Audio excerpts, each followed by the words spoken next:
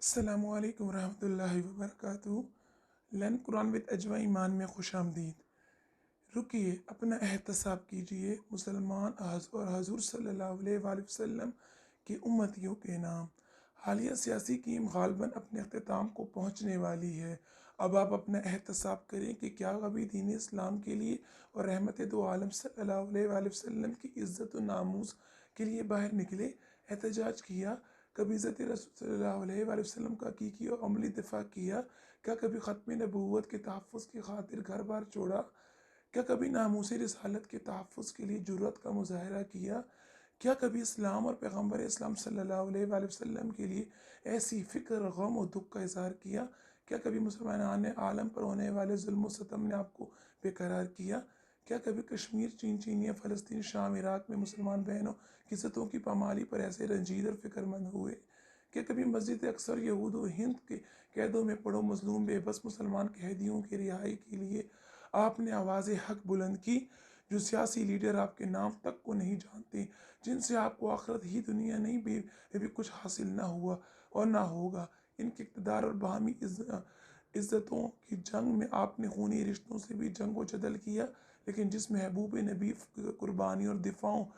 اور کے سبب آپ مسلمان ہیں، جنہوں نے آپ کو اپنے شب و روز دیے، جنہوں نے آپ کی خاطر مظالم برداشت کیے، جن کی ازواج، اولاد اور اصحاب نے بھی آپ سے دفاعیں کیں، جنہوں نے بوقت وصال بھی آپ کو یاد رکھا، جو قبر مبارک میں بھی آپ کے لیے دعا گو ہیں، جو محشر میں بھی آپ کی نجات کے لیے بے قرار ہوں گے، ایسے با وفا نبی سے آپ کا عملی تعلق کتنا ہے؟ ایسی غمگسار ہستی کی عزت و ناموس کی دفاع کا آپ کا کردار کیا ہے؟ ایسی عظیم و کریم ذات کے لیے آپ کا غم، کڑھن اور اضطراب کیسا ہے؟ اپنے ماضی و حال پر نگاہ ڈالیے اور احتساب کیجیے کہ آپ کے والہانہ اور فدائیانہ جذبات کس کے لیے کتنے ہیں۔ دشمنان اسلام و دشمنان رسول صلی اللہ علیہ وآلہ وسلم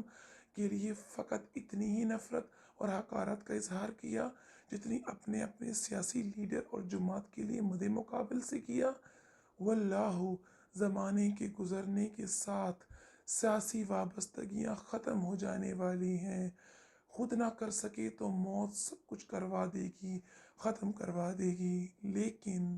ٹھہریے، رحمت دو عالم صلی اللہ علیہ وآلہ وسلم سے وابستگی ختم ہو گئی تو دنیا اور آخرت میں سوائے پھٹکار کچھ نہیں رہے گا۔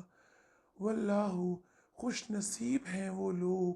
ناظرین، خوش نصیب ہیں وہ لوگ، سعادت مند ہیں وہ لوگ، مقدر والے ہیں وہ لوگ جو قلبی، ذہنی اور طبعی طور پر حضور صلی اللہ علیہ وآلہ وسلم سے وابستہ ہیں، جن کی فکر و غم دین اور حضور صلی اللہ علیہ وآلہ وسلم کے لیے ہے، جن کے دلی جذبات حضور صلی اللہ علیہ وآلہ وسلم پر نور صلی اللہ علیہ وآلہ وسلم کے لیے ہیں، جنہوں نے اپنا مال، وقت اور صلاحیت اسلام اور پیغمبر اسلام صلی اللہ علیہ وآلہ وسلم کے لیے ہی وقف رکھا،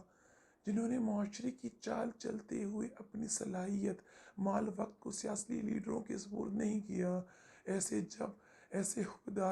کو سلام عقیدت، ایسے جانثاروں کو سلام عظمت، ایسے وفاداروں کو ہدیہ تبریک۔ تعالیٰ ہمیں اسلام سے حقیقی طور پہ جوڑ دے، اللہ تعالیٰ ہمیں اپنے محبوب سے حقیقی طور پہ جوڑ دے۔ باطل تعویلات کے سارے اپنے سیاسی لیڈروں کی مہجر طرز حمایت اور دفاع کو چھوڑیے اور رب کی رضا، جہاد اور دین کی راہ اختیار کیجیے۔